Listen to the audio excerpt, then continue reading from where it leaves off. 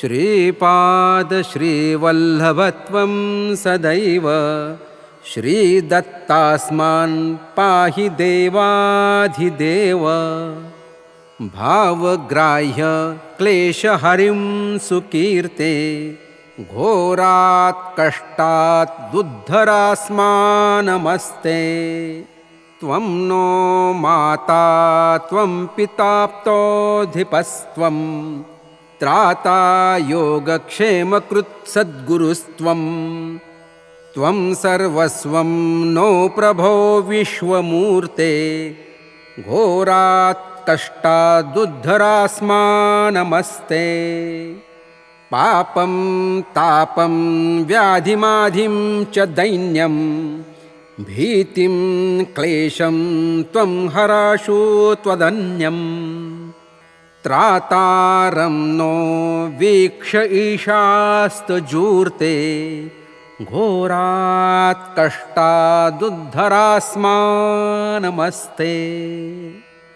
नान्यस्त्राता नापि दाता न भर्ता त्वत्तो देवत्वं शरण्यो कहर्ता।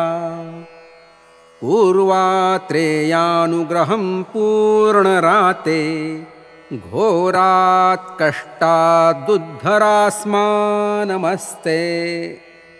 धर्मे प्रीतिं सन्मतिं देवभक्तिं सत्संगप्राप्तिं देहि भुक्तिं च मुक्तिं।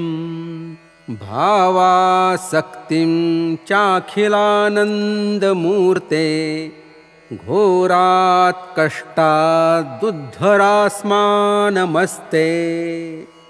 श्लोकपञ्चकं एतद्यो लोकमङ्गलवर्धनं प्रपठेन्यतो भक्त्या स श्रीदत्तप्रियो भवेत्।